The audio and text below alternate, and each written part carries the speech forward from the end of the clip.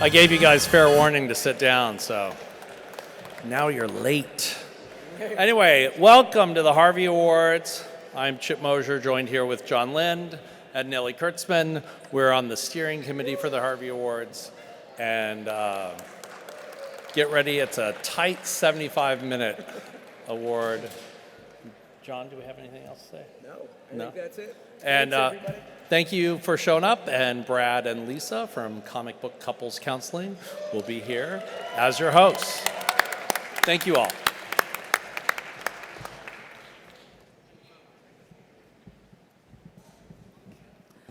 Welcome to the 37th Annual Harvey Awards. I'm Lisa Gullickson. And I'm Brad Gullickson.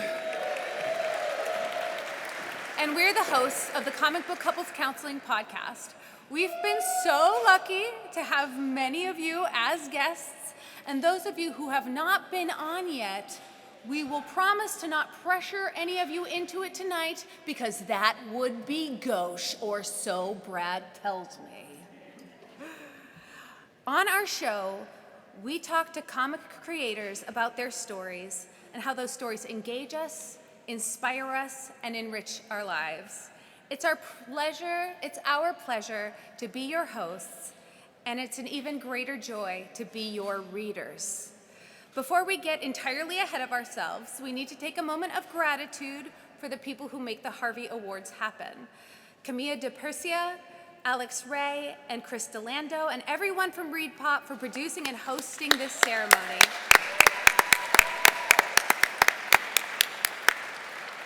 Also thanks to our sponsors of the Harvey Awards, Top Shelf Productions, IDW Publishing, Dark Horse Comics, Harper Alley, and Comixology.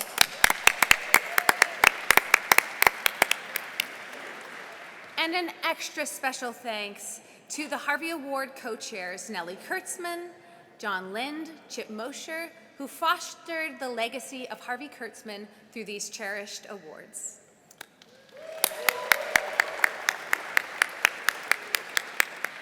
So 60 years ago, Harvey Kurtzman did an interview for Rogue magazine, which was kind of like a pulpy competitor to Playboy.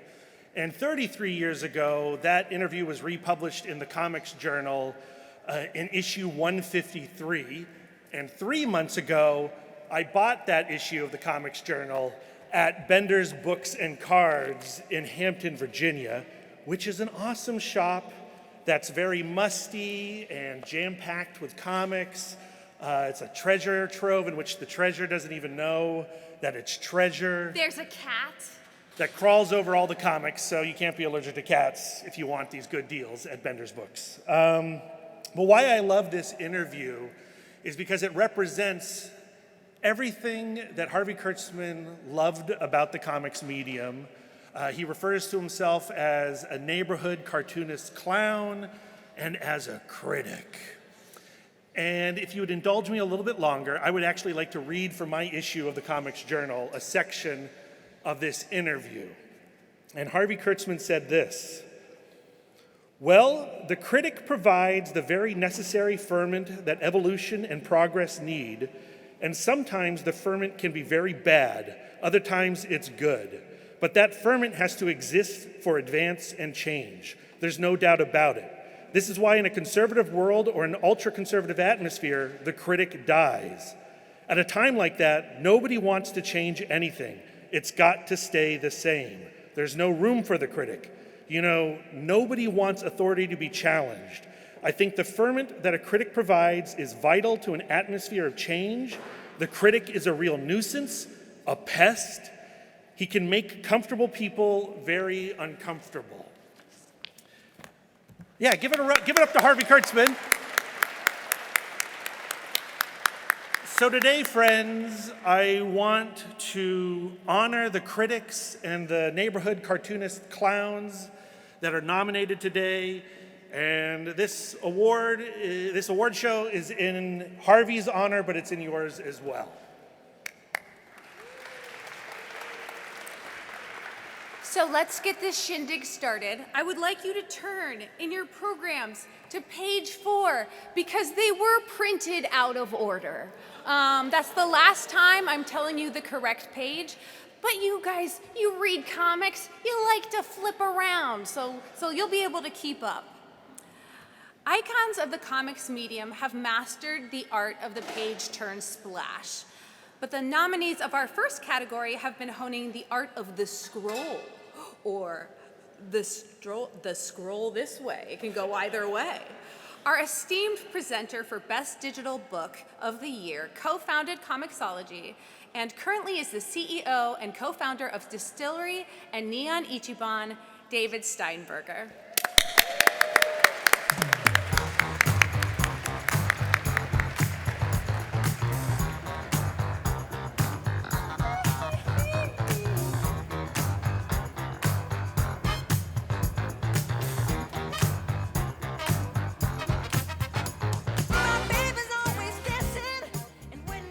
Hold this for a second, that's great.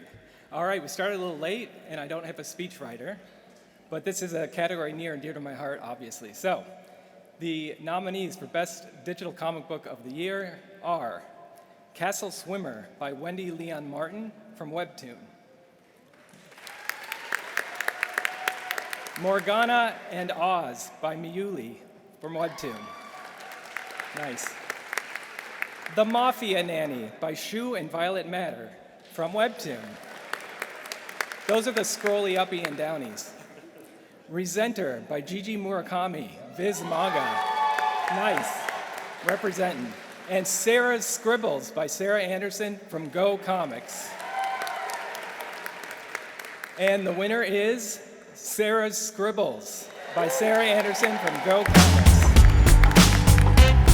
I believe we have a video tonight. I don't think Sarah can make it. I do think somebody may be coming up to the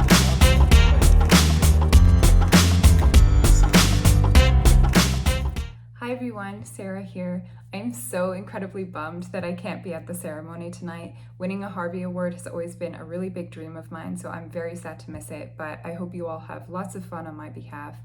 Before I thank anyone, I want to extend a huge congratulations to the other nominees. And of course, I'll start by thanking the Harvey Awards. This is a really big honor. I also want to thank some of the people that have made Sarah's Scribbles possible over the years, including my agent, Seth Fishman, my editor, Lucas Wetzel, and all of the incredible and wonderful people at my publisher, Andrews McNeil Universal. I also want to thank my friends and family, many of whom read my comics long before they are published and continue to encourage me. And lastly, I want to thank my partner, Jorge Fitch, for always believing in me. I think that's it for now, and I hope you all have an amazing time at the ceremony, and I hope to see you next time. Bye.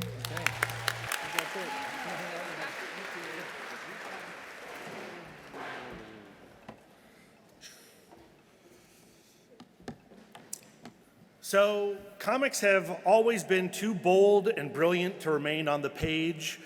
The magic incantation for making a story timeless is retelling and retelling and retelling. Timeless stories burst from panels onto screens, stage, and even into song. To present this year's award for Best Adaptation is someone who has helped foster many comic book ideas and concepts to the screen, from movies like Hellboy, The Umbrella Academy, and my personal favorite, Time Cop. Please welcome writer, producer, and founder of Dark Horse Comics, Mike Richardson.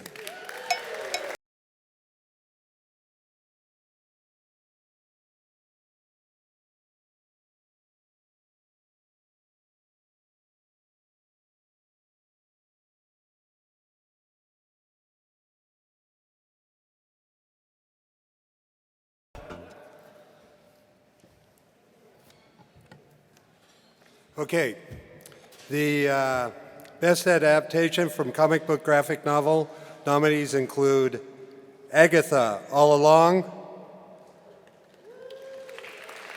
showrun by Jack Schaefer, based on Agatha Harkness, Marvel Comics, created by Stan Lee and Jack Kirby, and Disney. That doesn't sound right, does it?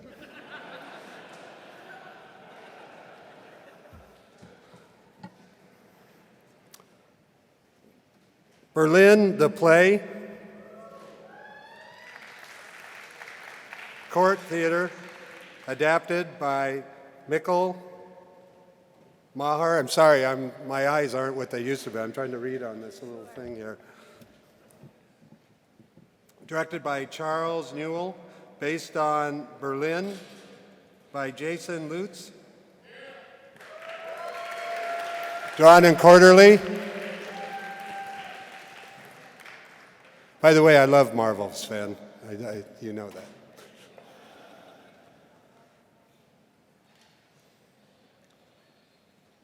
Boop the Musical, music by David Foster, lyrics by Susan Beckenhead, and book by Bob Martin, based on Betty Boop. I can get that name really well.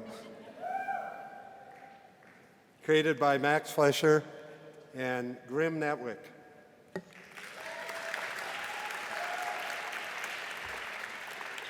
Cat Kid Comic Club, the musical. Music by Brad Alexander. Book and lyrics by Kevin Del Aguila. Pronounced right? Yeah. Okay. Based on Cat Kid Comics Club by Dave Pickley. Graphics. There's a lot of them on this page. I got to tell you, it's tiny writing. Daredevil Born Again, show run by Dario. I'm going to get this one right. Scartapain. Based on Daredevil, Marvel Comics, created by Stan Lee and Bill Everett.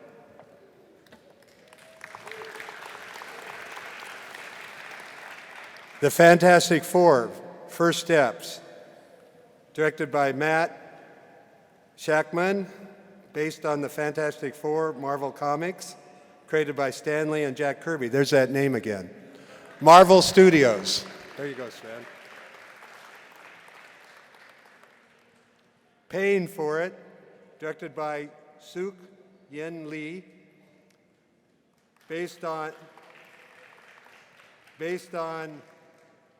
Paying for It by Chester Brown, drawn and quarterly. The Penguin, show run by Lauren LaFranc, based on The Penguin, DC Comics, created by Bob Kane and Bill Finger. Max Original.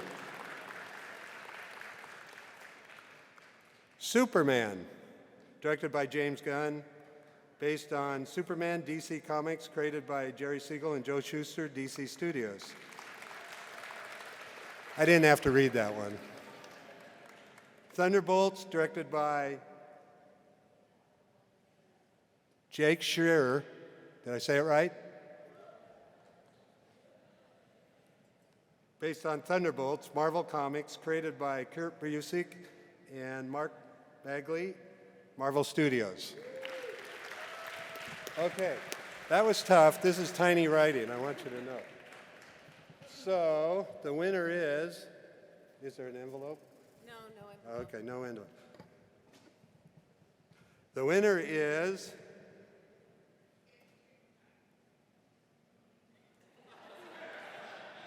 I know the winner. James Gunn and Peter Seraphim, Superman.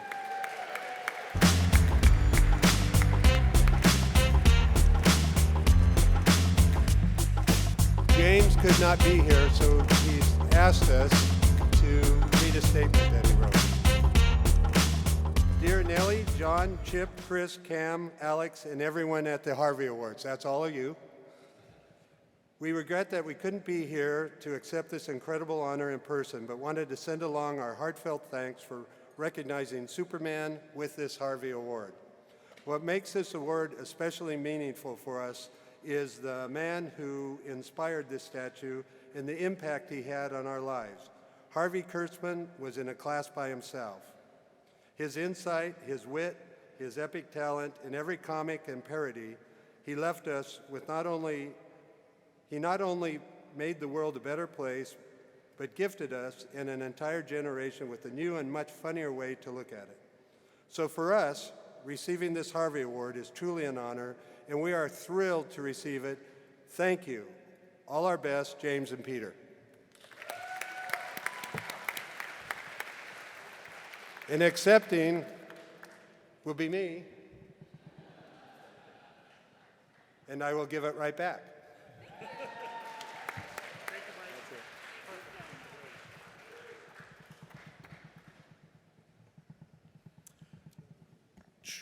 Got to go a little lower. Up next, presenting our first inductee into the Harvey Awards Hall of Fame is someone who knows a little something about legendary creators, having hired many, if not most of them. It's writer, editor, and former president of DC Comics, Paul Levitz.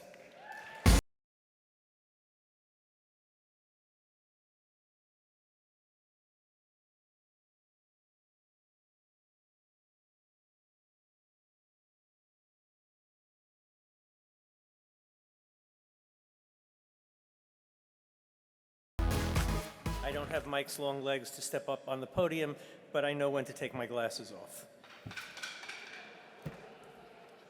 So, we're here to talk about John Byrne.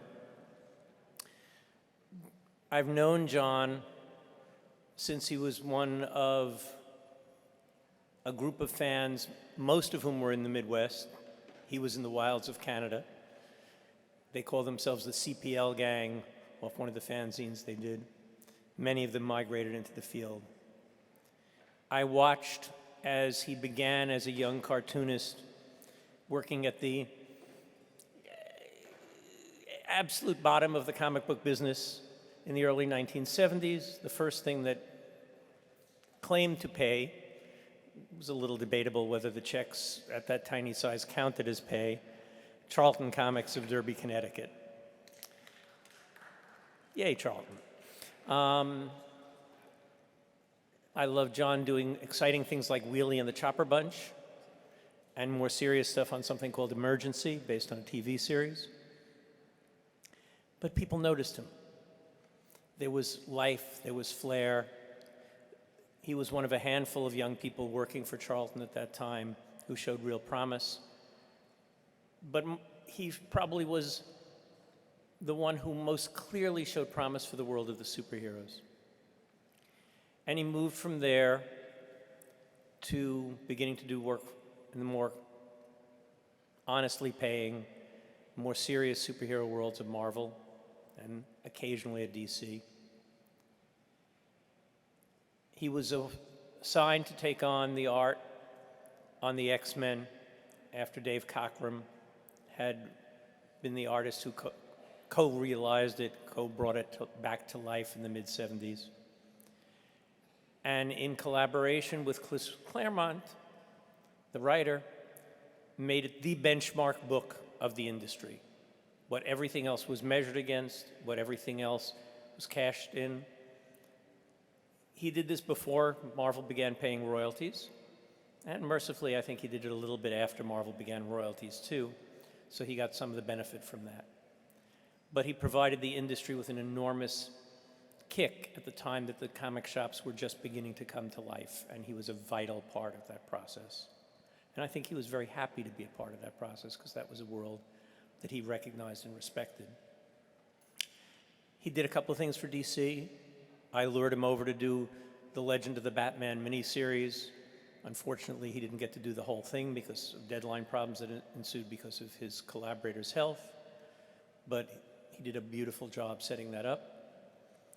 And he came back to DC when we wanted to revitalize Superman in the mid-'80s. And he was the one to really figure out how to clean up, at that point, just under 50 years of history and make it exciting, leading to a Time magazine cover talking about Superman and the highest sales that Superman had seen in the 50 years, and some of the highest sales any comic had seen along the way. He never stopped. He never could be stopped. John stopped doing X-Men at some point. He did some Fantastic Four. He did a little bit of everything. His brush strokes are all over the field. Some things were controversial. Snowy Pages in Alpha Flight told the story. If you've ever been in a blizzard, you've been in a John Byrne panel, you know what that was like. And when he stepped away from doing regular monthly comic stuff, he kept doing it for the fun of it. I think the number was, I was hearing a moment ago from Chris Ryle, was he did 30 issues of his What If I Had Control Over the X-Men series, all for himself, for his own amusement, that now finally is coming out years and years after as an untold alternate reality. Who in God's name draws 30 issues of a comic book, writing, drawing, penciling, inking, pulling it all together for their own amusement, not knowing if it can ever see the light of day anywhere? That's a unique passion. His passion for the characters made the X-Men a book that drove the comic shop market to growth, that restored Superman to vibrant life for a generation, and that continued through his whole life to make a difference in all of this. There were other steps along the way, some Star Trek stuff that he did. He touched everything along the way, and he touched all of us. And for all of those reasons, I think he belongs firmly in the Harvey Hall of Fame, and I'm pleased to honor him by announcing his induction. And John was not able to join us this evening, but Chris Ryle is his designee to bring his words and his feeling to us. If you would step up here, sir.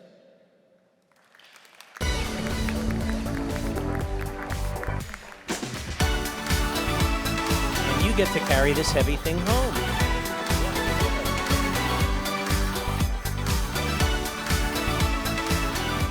And it was actually 31 issues that John did just for his own fun. So John wanted to be here tonight, but not badly enough to actually be here tonight. So John is at this point sort of a man of few words, and that's exactly what he sent me. So John says, when I had breakfast with Harvey Kurtzman circa 1977, there was no way I could have predicted the life path that would lead here. That long ago meeting adds a certain level of shine to this award. So thank you. So on John's behalf, thank you.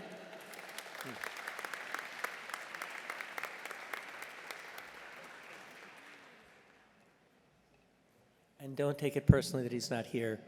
It's really hard to get John out of his house.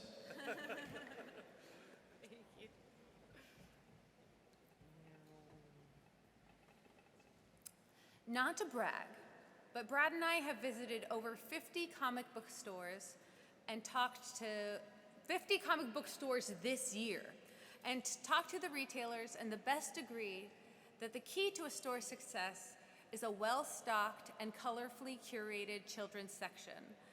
I'm thrilled with the privilege to introduce our presenter for the categories of Best Children's Book and Best Young Adult Book. Her ethereal and aspirational art has enchanted us and taken our breath away. Welcome to the podium, Colleen Duran.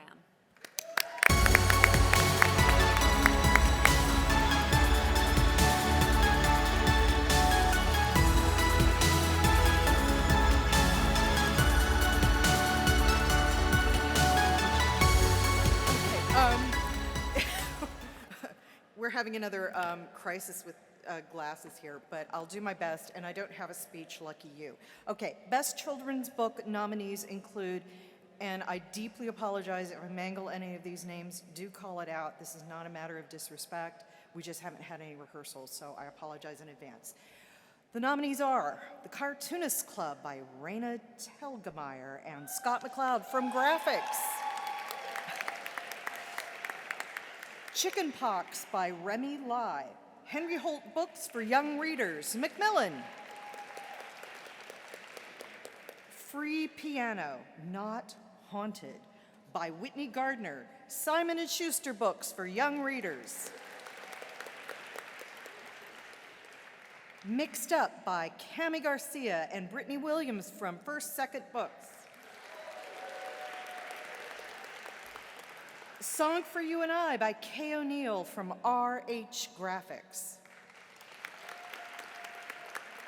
And finally, Weirdo by Tony Weaver Jr., Jess Wibiwo, and Sin Wibiwo, is that correct?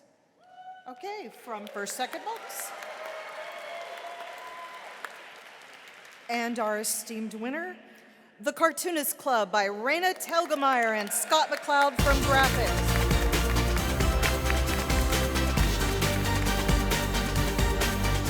Hi, everybody. Oh, thank you so much. Thank you to the Harvey voters. And of course, to our fellow nominees. It was such an honor being nominated alongside all of you. We want to thank our collaborators on the Cartoonist Club, Ray Bear on inks, Benny Holman on color, Jesse Post on lettering, and Phil Falco on design. And thank you to Cassandra, our editor, and the whole team at Scholastic Graphics, David, Seal, Lizette, Michael, Matt, and zillions of others. Thanks to our super agent, Judith Hansen. And of course, all of the teachers, librarians, and creative kids who inspire us every day. Many of whom have been coming up to us on the road and talking about the book and even showing us comics that they've made. It's a really exciting time. We make comics because of you. We want to keep making comics for you, and we want to read your comics when you are done with those. That's right. Thank you for making it all worthwhile.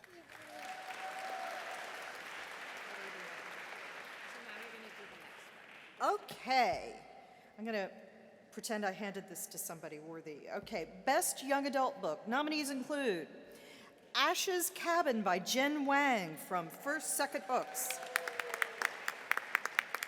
How It All Ends by Emma Hunsinger from Greenwell Books. Navigating with You by Jeremy Whitley, Cassio Ribeiro, and Nikki Fox Robot from Maverick Mad Cave. Raised by Ghosts by Brianna Lowenson, Fantagraphics. And finally, Strange Bedfellows by Ariel Slamet Rees, Harper Alley. And our winner is Raised by Ghosts.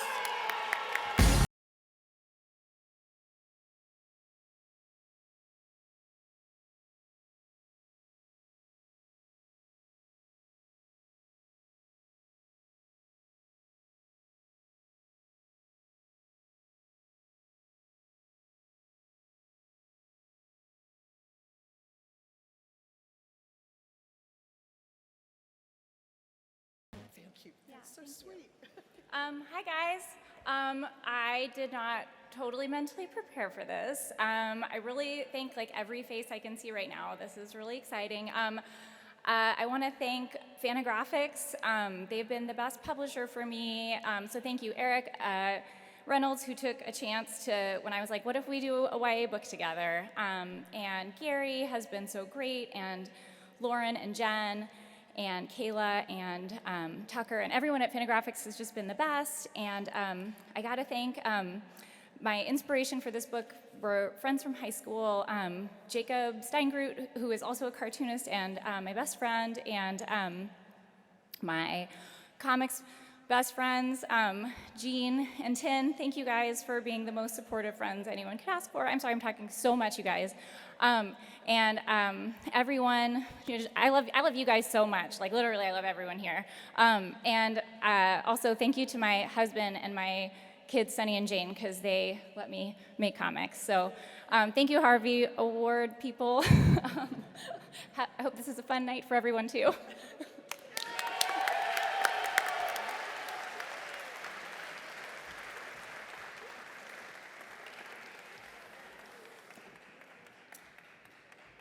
Now it's time to induct our second Hall of Fame creator, and to do so, we have the editor-in-chief of Abrams Comic Arts, the comics and graphic novel imprint turned division of Abram Books, Charles Kochman.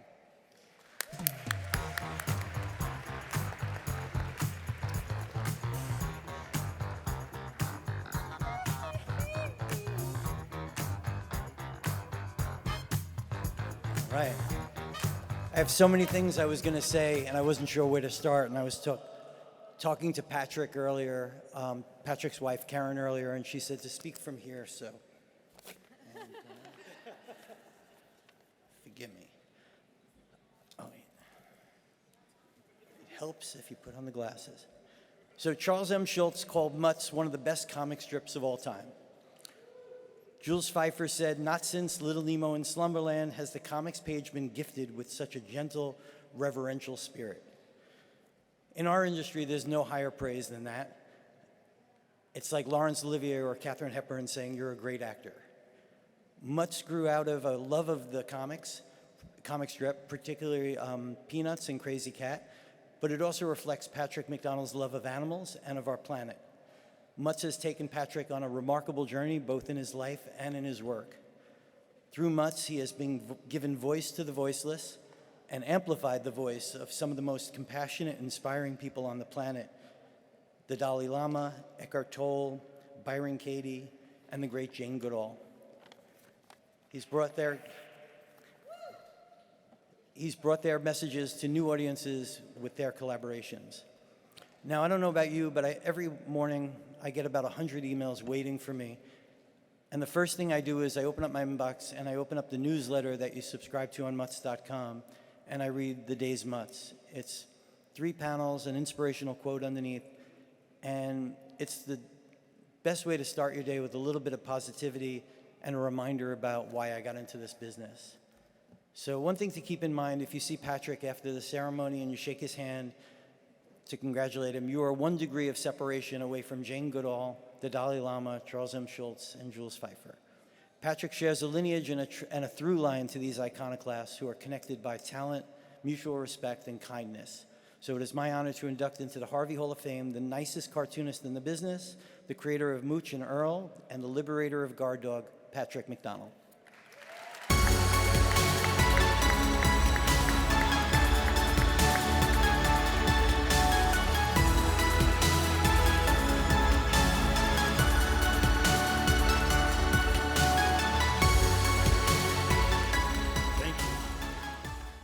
When I was a student at the School of Visual Arts here in New York City, I used to sneak into Harvey Kurtzman's cartoon classes. What a great time that was. And it's an honor to be selected into the Hall of Fame named after such a comic book genius, innovator, and legend, and a tolerant teacher, too. I love comics. They resonate deeply in me. That love for our unique art form has been a constant thread throughout my life. Comics helped shape me.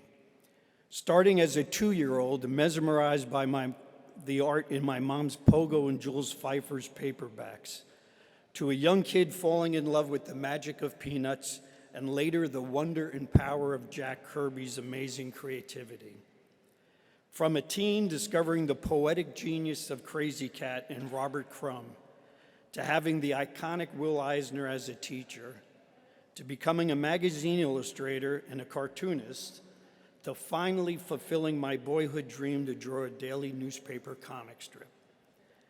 And you know, the whole time I was having that childhood dream, I never once thought about the reality of that job and its crazy deadline of producing a new comic strip every single day of the year forever. And it's probably good I didn't have that thought. My main goal with Mutz was to try to give back some of the joy and comfort that I received from so many great artists. It's amazing how these cartoonists' pen and ink creations speak to us and touch us so deeply. That's the power of our art form. And right here in Comic-Con, you can see the proof. When you get a chance, stop and look at the thousands of happy faces here. It may be the happiest these people have been all year. That's love.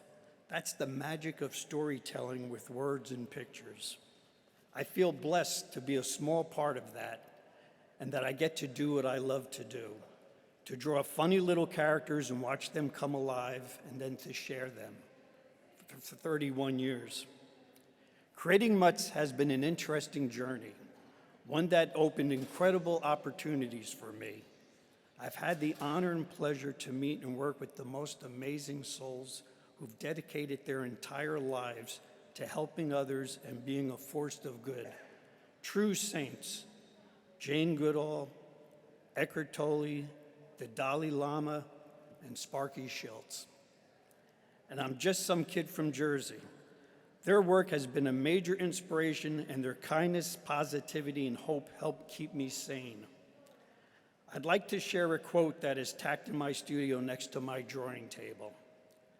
The meaning of work, whatever its form, is that it's used to heal the world. Love is the most powerful fuel in any endeavor.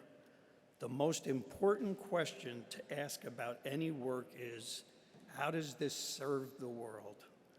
I feel this world needs the positive service of our art now more than ever. Okay, now I'll do my thank you list.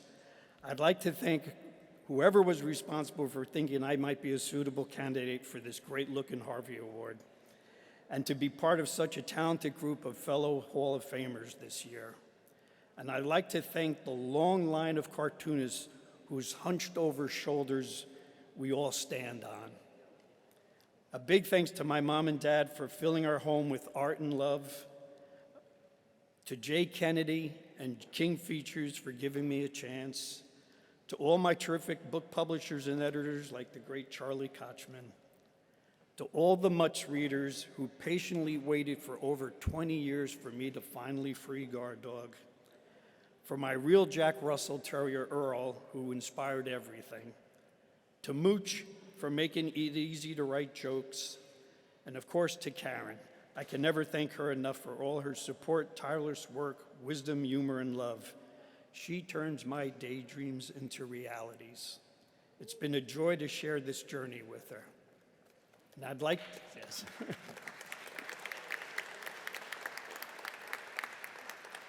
And I'd like to close with how Charles Sparky Schultz would end every phone conversation we had together. He would say, "Keep drawing those funny pictures." Thank you.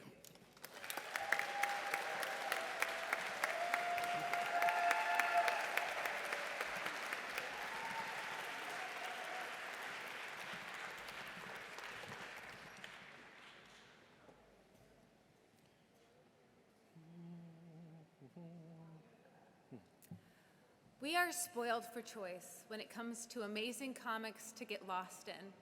Our next presenter for Best Manga and Best International Book Awards is Crunchyroll's Associate Creative Director of Social and resident on-camera host for all things social, panels, and more. With 10+ years of professional anime experience and a lifetime of fandom, she carries the knowledge of an expert in the industry and a keen eye for the most dedicated fans. It's Lauren Moore.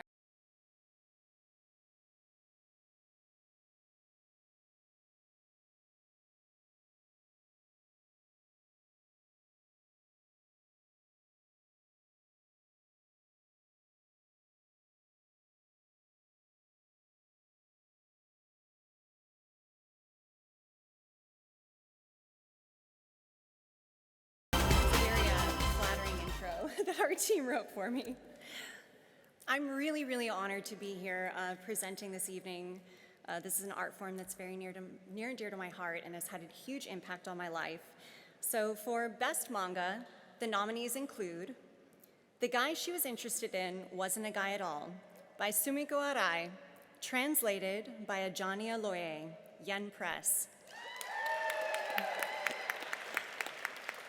Windbreaker by Satoru Ni, translated by Jacqueline Fung, Kodansha Comics. The Summer Hikaru Died by Moku Mokuren, translated by Ajani Aloye, Yen Press. Witch Hat Atelier by Kamome Shirahama, translated by Stephen Kohler, Kodansha Comics. Tokyo These Days by Taiyo Matsumoto, translated by Michael Arias, Viz Media. All right, and our winner is Witch Hat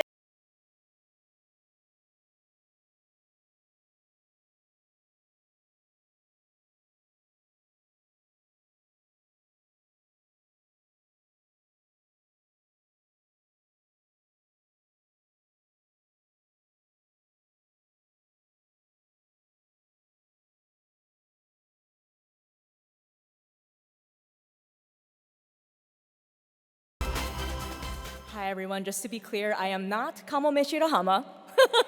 I work for Kodansha. My name is Vanessa Tenazis. I was the volume editor for volume 13 of Witch Hat Atelier. And if you guys will permit me, I'd like to read a little message from Shirahama Sensei. If you can, give me just one moment. Thank you. Thank you.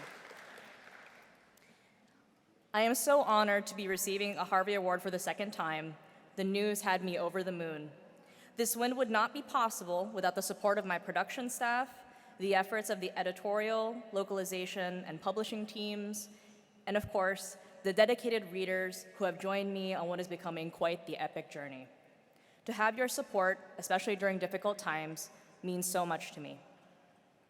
When accepting my first Harvey, I talked about how I started Witch Hat Atelier because I wanted to convey the idea that anyone, no matter who they are, can use magic and become a witch capable of changing the world.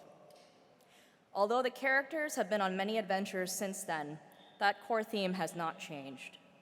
I continue writing with the belief that the pens people hold in their hands are not swords meant to hurt people weaker than them, but magic wands meant to change the world for the better, the inner spark in each of us that can bring about that happier place. In receiving this award tonight, I hope that message can reach even more people out there. Manga is a form of entertainment, and I do want people to enjoy the work that I create. That's why when you pick up a beloved book, I sincerely wish the world you find in it is a peaceful one filled with hope, laughter, and joy. And finally, I hope every child in every corner of this world can delight in the wonder of reading. Thank you.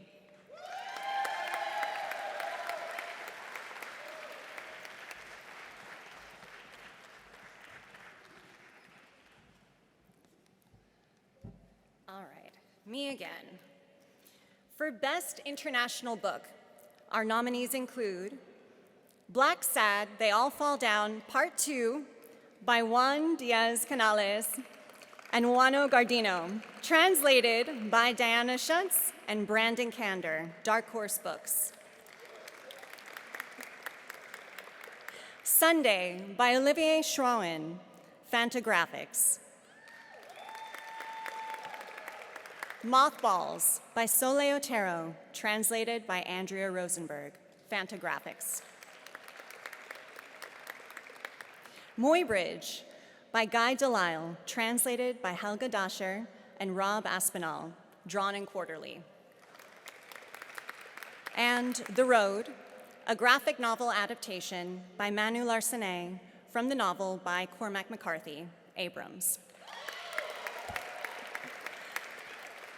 And our winner is Black Sad, They All Fall Down, Part 2.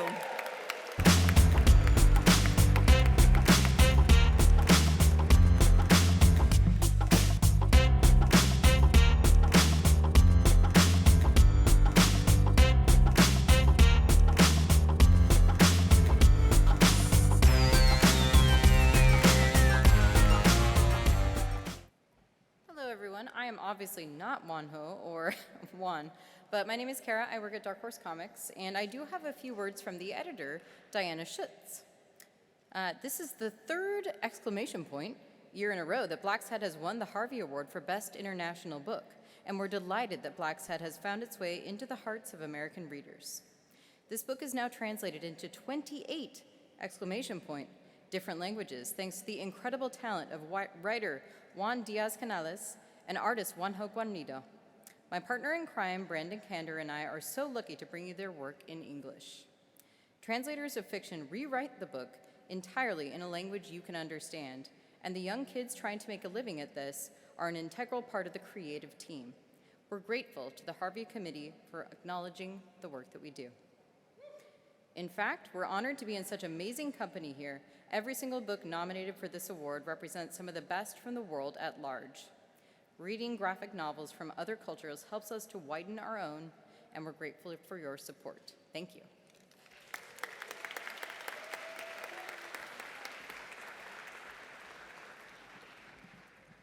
Presenting our third Hall of Fame inductee is someone who has already graced the stage today. Paul Levitz, you got to get back up here.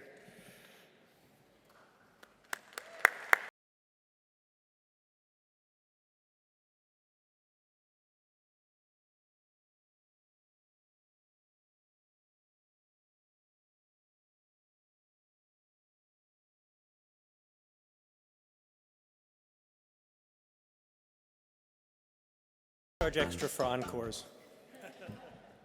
So, this honoree can't be here for the saddest of reasons. We lost Peter David this past year, and it was a loss of a friend. Not just a friend to me, but a friend to comics. Peter had a long career, not just in comics. He did novels, animation, anything that the word could be used for. He loved telling stories. But he was a very special friend to comics. It was a field he loved. He came into the field, did real grunt-level marketing in the days that comic shops were just beginning to be a meaningful business. Working with Carol Kalish, he was one of the first Johnny Appleseeds for our field, going from city to city, helping comic shops start, grow, and become a part of our culture, and helping encourage the retail community to read the stories that we have chosen to tell over the years, and that we've been able to do because the comic shops have given us a stage on which to perform. He successfully wrote wonderful comics. The Hulk for Marvel, a long run. The Hulk was invented as a nearly mindless brute, and he found a way to have an intelligent Hulk, heartwarming Hulk, that we really felt for in a totally different way. Aquaman and the Secrets of Atlantis over at DC, Supergirl, Fallen Angel, wide variety of publishers he touched. Star Trek material, a recurrent theme in our list. But all the while that he was doing that, he found time to talk to us. For years, he ran his But I Digress column in the Buyer's Guide, because, look, that's not how you make a living. Writing for fanzines, and Buyer's Guide was a professionally produced fanzine, let's be serious about it. That's passion work. And he did it because he had a conversation to have with us. He served on the Comic Book Legal Defense Fund for quite a number of years. I was privileged to be on it at the same time he was for a couple of years. That's really where we got to know each other more than I knew him from the writing. And he was a friend. He was a friend to the field. Again, that's not work you do to make money or to be glorious. It's work you do because it's needed to be done. You're not fighting necessarily for comics that you want to read. Sometimes you're not fighting for comics you really wish were out there in the first place. But you're fighting for people's right to free expression. And he fought as hard as anyone I know. And he was there for his friends when his friends needed him. We lost him too young. We don't know the stories that he would have told, the jokes he would have told, because he was a man with a great sense of humor. We know the innumerable conventions that he would have been at just to see you, to talk to you, to be part of your lives, to find out what you were enjoying, to learn from it, to change his work as a result of it. That's what friends are, right? We're so lucky in this community that we have so many friends in this room, that we can be silly with each other, make fun of each other, understand each other's stupidities and foibles, take joy in each other's art. Look at the art you've seen on this stage, the creativity, the passion from the nominees and the awardees in it. And Peter's one of those guys who helped build the stage on which all of this is performed. Without him, it wouldn't have been the same. Maybe it would have happened eventually, but it wouldn't have happened as fast, and it wouldn't have been open to us all in the same way. For all of that, and for the fact that we loved his stories, we're proud to induct him into the Harvey Hall of Fame and recognize a career that made all of our time in comics better. Accepting for him will be Kathleen, who was a hero. Peter went through a very miserable last few years of his life with health problems. And listen, it's not a secret. Putting up with a creative person as a significant other is heroic work to start with. We're not easy people. We're not good pets. We're housebroken if you're lucky, but that's really about it. Everything after that is a challenge.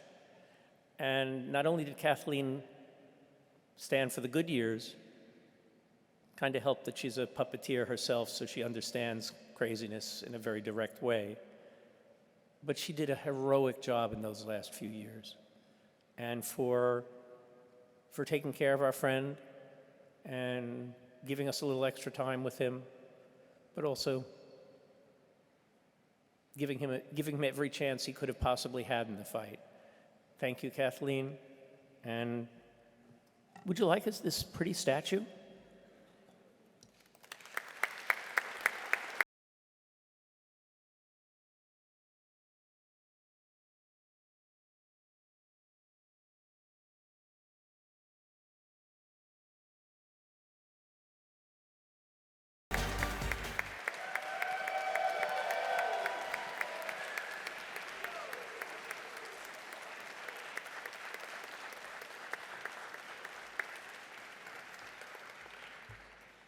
Peter is now officially a ghostwriter.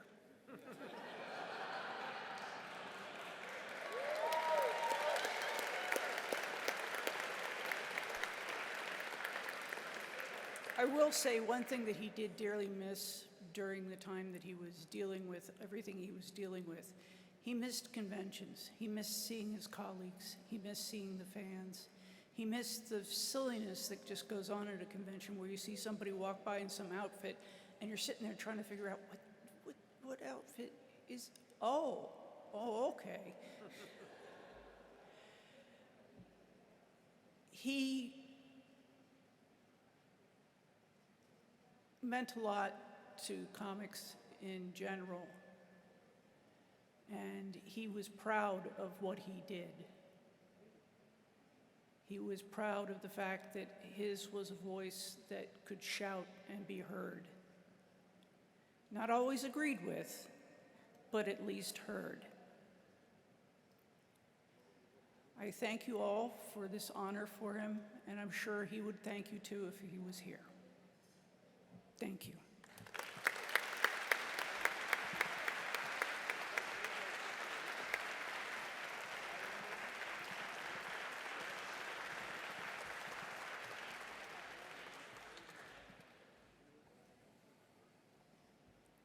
Our next presenter has literally the coolest job. She is a curator at the Billy Ireland Cartoon Library and Museum, and last year she completed a 12-year labor of curiosity and love when she published Tell Me a Story Where the Bad Girl Wins, The Life and Art of Barbara Sherman from Fantagraphics. Frankly, I wish I could be more like this presenter, but I don't know why I'm buttering her bread, because she is presenting via video. It is Caitlin McGurk. Hi everyone, I'm Caitlin McGurk, curator of comics and cartoon art at the Ohio State University Billy Ireland Cartoon Library and Museum, and I'm also the author of this book, Tell Me a Story Where the Bad Girl Wins, The Life and Art of Barbara Sherman. I am so honored to get to assist with Barbara Sherman's induction into the Harvey Awards Hall of Fame, and I really want to thank the Harvey Awards Steering Committee, New York City Comic Con, and ReedPop for reaching out to me, and more importantly, for shining a light on a creator like Sherman who so deserves this recognition, even posthumously. I'd like to say just a little bit about her career for those who might be unfamiliar with her work. Barbara Sherman was an early magazine cartoonist or gag cartoonist, and she was one of the first women to be published for The New Yorker. In fact, she got her start at the magazine the very first year that it was formed back in 1925. The cover you're seeing on the right-hand side here was actually published 100 years ago this very month. Sherman's earliest contributions to the inner pages of the magazine included spot illustrations and department or section headings that accompanied nearly every single section of the magazine and would be repeated week after week, month after month, year after year for decades, totaling her appearances in the magazine into the thousands and embedding her visual aesthetic into the very DNA of the publication. And that's not even counting her many, many hundreds of witty, edgy, and frequently feminist and even queer cartoons that ran well into the 1940s. Throughout this time, Sherman also became a mainstay at Esquire magazine, who she published with into the 1960s, and contributed cartoons to most other major publications of the era, including Life, Judge, Collier's, and Journal American. Throughout her career, she illustrated numerous books for well-known cultural figures, including Clare Boothe Luce, Ilka Chase, and John Philip Sousa II, among others. She even had a syndicated newspaper cartoon, Sherman Sallies, that was published through King Features from 1944 to 1957. And if that weren't enough, in a pre-Mad Men male-dominated era, Sherman broke into advertising illustration, drawing dozens upon dozens of cartoon advertisements for companies as large as Pepsi-Cola, Pond's, Victrola, Frigidaire, and many more. In 1950, Barbara Sherman made history alongside her contemporaries Hilda Terry and Edwina Dumm as the very first women to be admitted for membership into the National Cartoonist Society. Sherman lived an independent life much like that of the milieu that she depicted, and was unhampered by traditional roles. She traveled extensively and continued to draw and paint until the very end. Her work speaks across generations, remaining relevant, brash, and inspiring, blazing a fiery wit that continues to burn in cartoonists of today. Once again, I really want to thank the Harvey Awards Steering Committee for this meaningful acknowledgement of Barbara Sherman's work and for asking me to be a part of this. I hope you all have a wonderful evening. Thank you.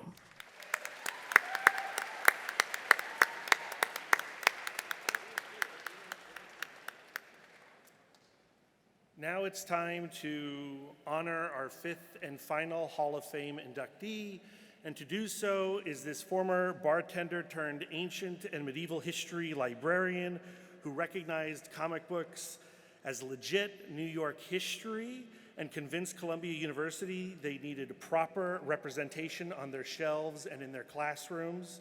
Please welcome the curator of comics and cartoons at Columbia University, Karen Green.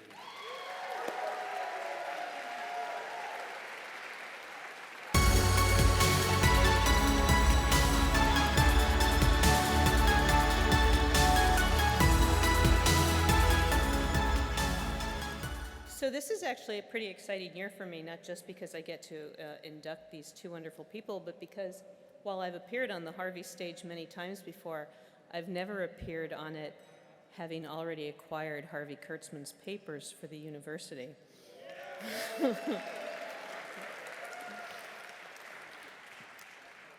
But enough about me. In early 1969, MIT student Richard Peeney went to his drugstore, and picked up Silver Surfer number 5. And in Silver Surfer number 5, there was a letter from Wendy Fletcher of Gilroy, California. And it was a really smart letter. And in those days, which seems almost inconceivable now, when you wrote a letter to a comic book and it was published, your entire address was published as well. And Richard decided he wanted to write a little letter to this very smart girl who liked comics. He was not the only one. But he was the only one who didn't talk about himself. He talked about how accomplished she appeared and said if she wanted to know more about him, she would have to write back. Which stood out, but also that MIT return address had a certain cachet as well. They started a correspondence, they met, they married. Flash forward to 2012, when I walked up to them at San Diego Comic-Con in Artist Alley and said, "So, thought anything about what you're going to do with your legacy?" A few months later, I think it was in September, Richard came to visit Columbia just to see what we had, what we were doing, if we were a good repository. And I wanted to pull out some of our comic stuff to wow him, but quite frankly, we didn't have a whole hell of a lot at that time. And one of the things we did have was about 1,600 issues of Silver Age comics that had been donated in the 70s by a graduate of our former library school. And I just asked for a random box to be paged. I opened that box. Those comics were not being stored very well. They were tied in 4 stacks with library tape, which was not doing the best for them, but I just pulled out the top one closest to me, and on the top of it was Silver Surfer #1. Richard said, can you untie that? Yeah, I can untie that. May I? Yeah, feel free. And he puts aside #1, #2, #3, #4, pulls out Silver Surfer #5, says, "Want to see something cool?" And that's when I knew that their papers were coming to Columbia. Wendy has a long history in comics, from fanzines to practically inventing cosplay to ElfQuest.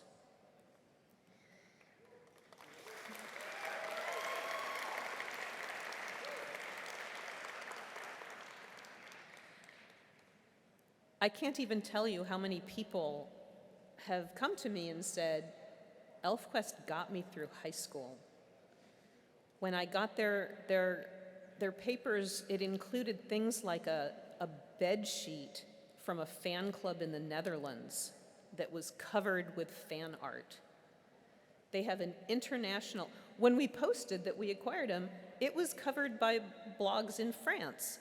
They have an international following, they have a domestic following, they have a devoted following, and they are devoted back to their fans in turn. They were one of the first 2 truly successful independent publishers. They have created a world over 40 years and over probably 40 publishers that has endured. A world that Wendy created in part because of someone very dear to her who was a deeply closeted person, and she wanted to create a world where that person would be safe, would feel safe and comfortable. Their partnership is an extraordinary partnership.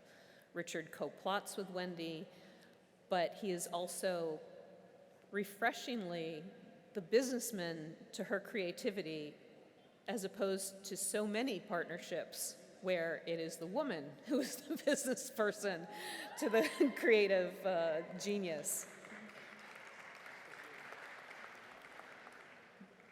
But they are so much more than ElfQuest. They have in their papers adaptations of Michael Moorcock's Stormbringer and adaptations of Mask of the Red Death.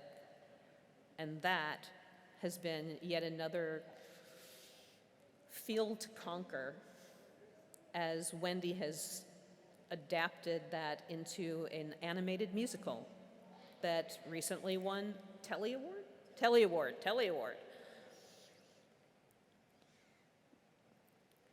They're the kind of people who make you glad you're in comics. And now they are going to take their rightful place in the Harvey Awards Hall of Fame.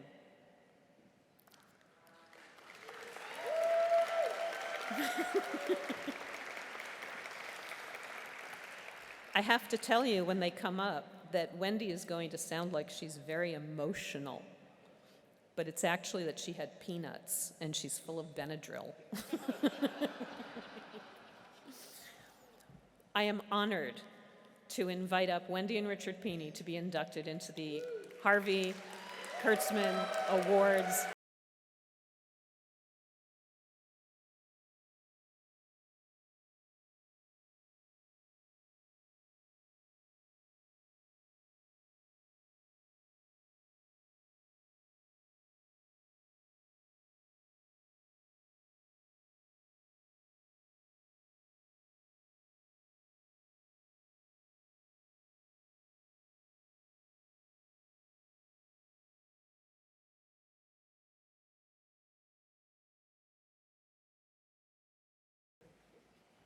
Oh gosh.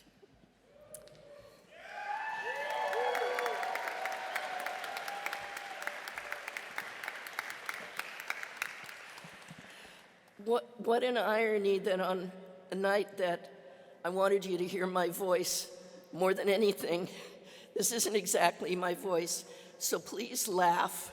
I encourage you to laugh. I want you to hear my voice so that you can hear me thank some people that mean the world to us. First and foremost, Karen, because our lives changed and went up to another level when she came up to us in 2012. We want to thank our amazing, wonderful friend and publisher, Mike Richardson, our publisher for over 14 years, who is helping us perpetuate our legacy with ElfQuest. I want to thank my brother in all but blood, my colorist and assistant artist for a quarter of a century, Sonny Strait. And David Misajewski, our social media director, but more than that, someone who's like a son to us. He's been everything, a friend, an assistant, a helper, inspiration, and a young person who helps us stay in touch with what's going on right now. So thank you for listening to my voice as I say these thanks. And just, it's been an amazing, wonderful, almost 50-year ride. We've had such a good time in this industry. So much love to everybody in this room.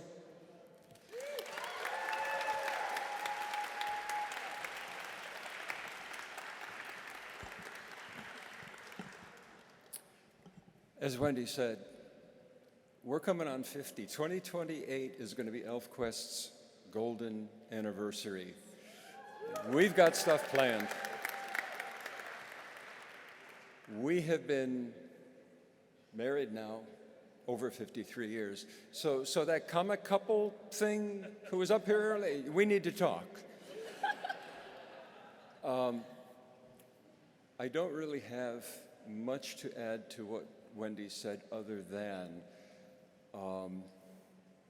ElfQuest is a story that Wendy has been telling all of her life. She began drawing at age 2. I have the drawing. Her stories leading up to ElfQuest have always been about a group of elves, of aliens, of science fiction or fantasy characters, outcasts, people who are persecuted, looking for a safe place, a home, their identity. All of that comes together in ElfQuest. And the greatest honor of our doing this has been when somebody writes to us or comes up to us at a convention like this and said, "You touched, you changed my life." To hear that as a creator, and I know that everyone here has heard a variation of that song, is beyond price. It is one of the most wonderful things that you can ever hear. And so I'm, first of all, I'm the luckiest guy here. working with this lady for all of that time. I have a confession to make. Years ago, 2019, we were at San Diego, and we were inducted into the Eisner Awards Hall of Fame. Now, 2019 was just before COVID hit and everything went to hell. But at the end of that award ceremony, we looked at each other and said, we're done. What can possibly top this? I want to thank everybody connected to New York Comic Con, the steering committee, Alex Ray, John Lind, everybody for providing the answer to that question. How can we top this? Here, this, and now. So thank you, everyone. Yes, I did that.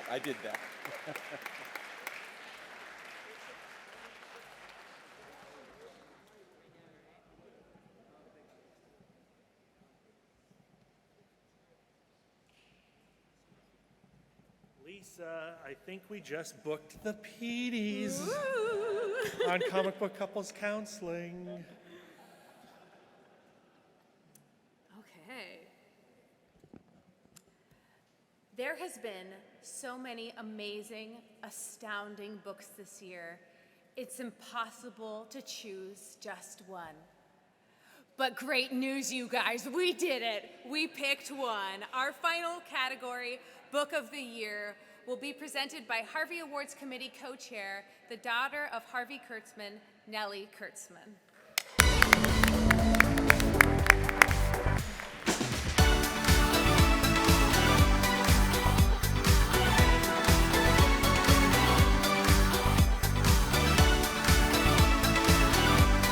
Hi, everybody. I'm here for two reasons. There is one place on planet Earth where my DNA is hot, and it's this room, and nowhere else. The other reason I'm here is because there aren't enough air traffic controllers to get all the presenters to New York. So here I am. Nominees for Book of the Year are Beneath the Trees Where Nobody Sees by Patrick Horvath, IDW. Final Cut by Charles Burns, Pantheon. Helen of Windhorn by Tom King and Bilquis Evely, Dark Horse.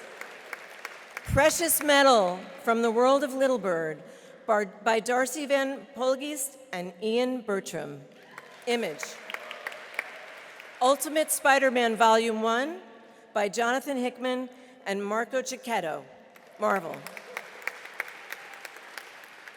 And the winner is Beneath the Trees Where Nobody Sees by Patrick Horvath.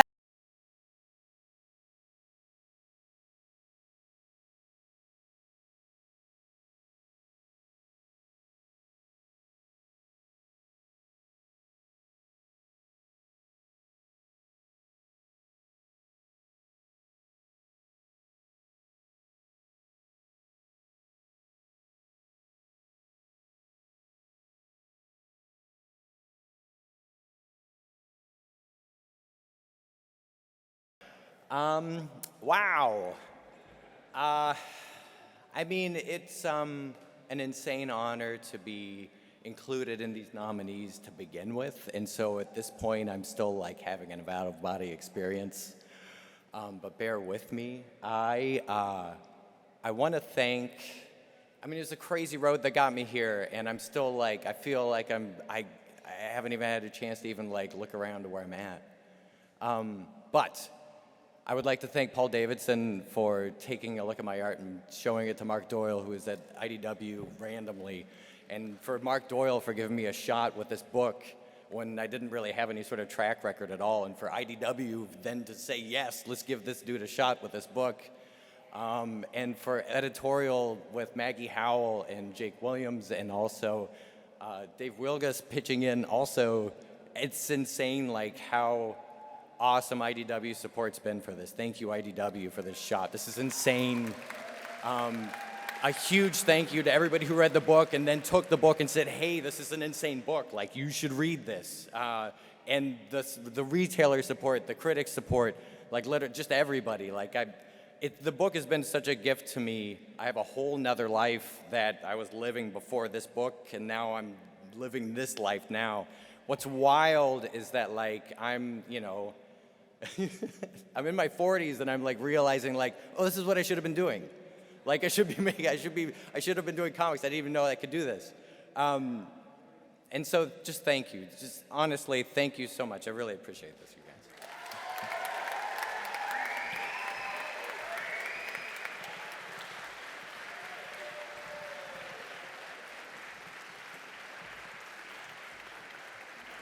The ceremony may be coming to a close, but the party is not.